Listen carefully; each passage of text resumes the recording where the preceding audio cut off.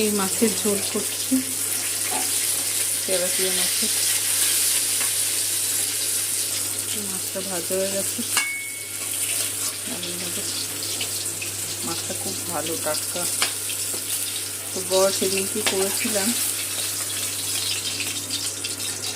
আলু পেঁপে দিয়ে ঝোল করেছিলাম, বর ভালো খেয়েছিল। তো বললো যে একটু পেঁপে দিয়ে ঝোল করো তো, পাতলা করে, মানে পাতলা না, বেশি মশলা না দিয়ে। তো এই জন্য মাছের ঝোলটা করবো, কালো জিরে দেবো ফোড়ন, 1/2 চামচ মতো ফোড়ন করে নিলাম। আর এই ফোড়নটা খুব ভালো লাগে মাছের ঝোলে। কালো জিরে আর কাঁচা লঙ্কা দিয়ে দিলাম ফোড়নে। ফোড়নটা একটু তেলে ভেজে নেবো। তো কেটে রাখা সরু করে কাটা আলু পেঁপেটা দিয়ে দিলাম। দিয়ে দেবো 1/2 চামচ মতো নুন, 1/2 চামচ এই যে হলুদ গুঁড়ো দিয়ে দিলাম। দিয়ে আলু পেঁপেটা ভেজে নেবো, গ্যাসটা বাড়িয়ে দিই।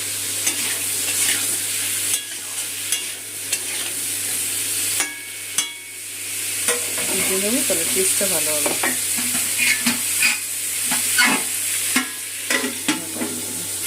এর মধ্যে নুন হলুদ ভালো করে দিয়ে দেবো, 1/2 চামচ করে দিয়ে দিলাম। এর মধ্যে আদা রসুন কুচি দেবো না, এই গুঁড়ো মশলাটা দিলেই খুব ঝোলটা হবে। এটা বেশি অল্প জল দিয়ে হয়ে গেছে, জলটা দিয়ে কষিয়ে নিলাম। মশলা কষানো হয়েছে, কোনো মতো গরম জল দিয়ে দিলাম ঝোলের জন্য। মিশিয়ে এর মধ্যে দিয়ে দেবো কটা কাঁচা লঙ্কা। গ্যাস বাড়িয়ে দিচ্ছি, আলু পেঁপেটা একটু সিদ্ধ করবো। আলু পেঁপেটা ঢাকা দিয়ে রেখেছিলাম 5 মিনিট। আলু পেঁপেটা একটু নরম হয়েছে, একটু শক্ত আছে। মধ্যে ভাজা মাছগুলো দিয়ে দিলাম। মাছটা দিয়ে একটু আলু পেঁপের সাথে একটু ফুটিয়ে নেব।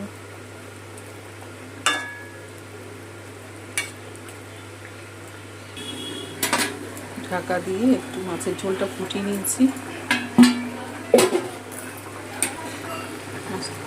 ঝোলটা হয়ে গেছে, একটু ধনে পাতা কুচি দিয়ে দিলাম। তেলাপিয়া মাছের ঝোল রেডি, আলু পেঁপে দিয়ে কম মশলা। ধনে পাতাটা দিয়ে একটু ফুটিয়ে নেব। মাছের ঝোলটা হয়ে গেছে, গ্যাসটা বন্ধ করে দিলাম। আলু পেঁপে দিয়ে মাছের ঝোলটা হয়ে গেছে। বন্ধুরা, তোমরাও বানিয়ে খেও, দুপুরে গরম গরম ভাত দিয়ে দারুণ লাগবে।